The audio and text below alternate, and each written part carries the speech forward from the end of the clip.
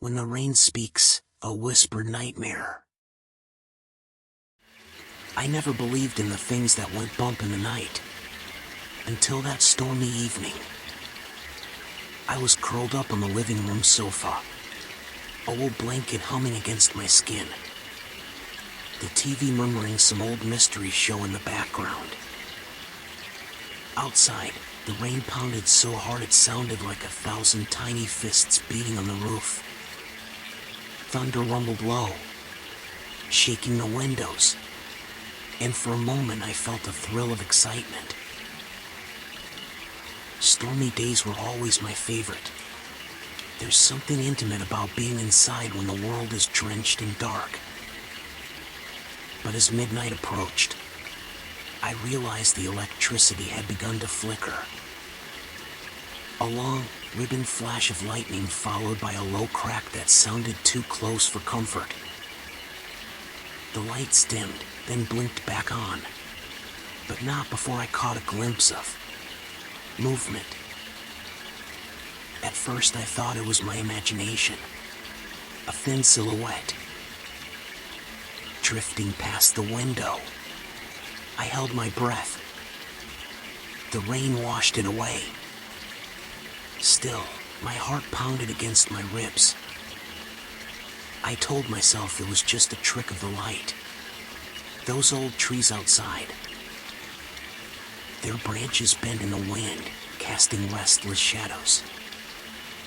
I reached for my phone to check the time. 12:07 a.m.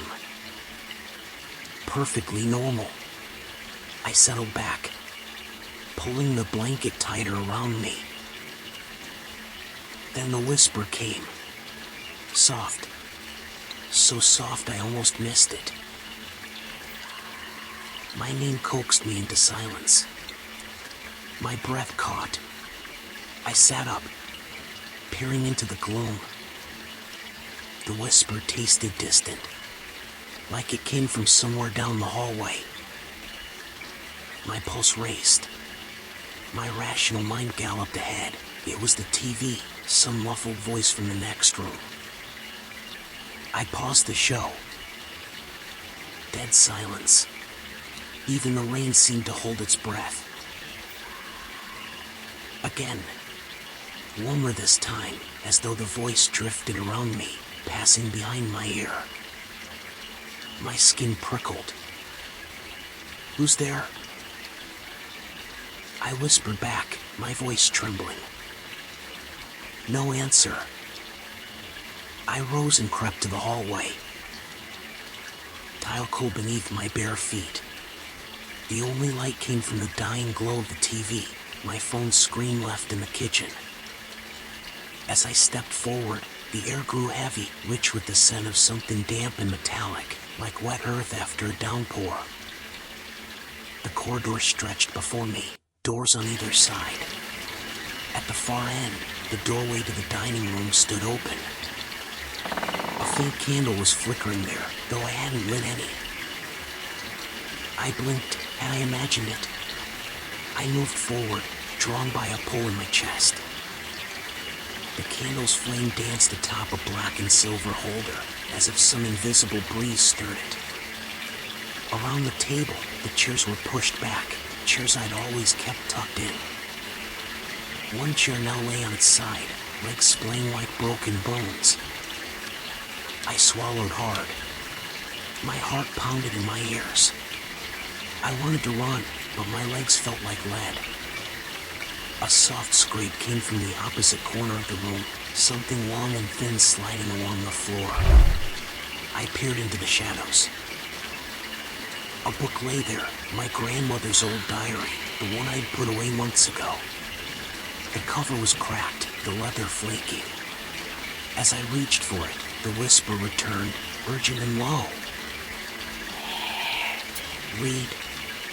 My fingers shook. I opened the diary to the first page. In my grandmother's spidery handwriting, they follow the rain. They find the lonely. My breath caught. I'd never read this before. Suddenly the candle extinguished, plunging me into darkness. The only light was the feeble glow from the diary's pages, which now, impossibly, glimmered with phosphorescence. Lightning flashed outside, illuminating the room for a heartbeat. I saw them. Pale shapes in the corners, tall, gaunt figures draped in dripping black. Their faces were blank slates, save for hollows where eyes should be. They leaned forward, as though studying me, and the candlelight wrapped around them like spilled ink. I stumbled back, pressing the diary to my chest. The whisper rose to a hiss. I ran, past the toppled chair, through the hallway, into the living room. I slammed the door to the dining room shut, heart thudding so loud I thought it might burst. I fumbled for my phone, dialing 911 with numb fingers. No dial tone. The line was dead. I tried my cell, no signal. Alone, cut off, the storm roaring outside, and something in the walls breathing.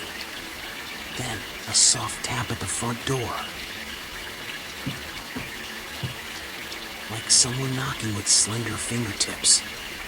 The whisper inside my head. I pressed my back against the wall, eyes watering.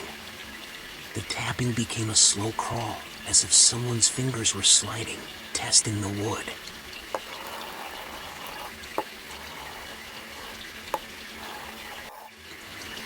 Another flash of lightning. I saw a hand, pale and thin, pressed against the glass. No arm attached, just a hand. Its fingers stretched toward me, nails long and sharpened. I screamed. The tap stopped. Silence. Then, a low moan, a sound half human, half wind through a grave. The front door fell inward with a crash. Splinters rattled across the floor. Light from the storm flashed again, and I saw them pouring into the room, a host of pale shapes, drifting without legs, gliding over the threshold. I clutched the diary like a talisman, my grandmother's words echoing in my mind. They leave when the brave speak. I held the diary up and read aloud the final line, voice trembling. They fear the living will. A clap of thunder shook the walls. I shouted the words again. The shapes recoiled, hissing, and evaporated into mist, drawn back through the cracks in the door and the seams of the windows.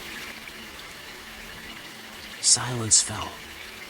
The rain returned to its normal rhythm. I collapsed beside the sofa, chest heaving.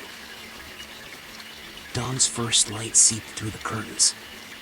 I dared to peek at the front door. It hung crooked, the frame broken. I closed it, the hinges groaning, and barred it with a chair. In my lap lay the diary, its pages now blank. The candle in the dining room was cold, its holder empty. I never stayed home alone on rainy nights after that. But sometimes, when the thunder rumbles low, I whisper my grandmother's last line to myself, and the shadows remain respectful of my voice.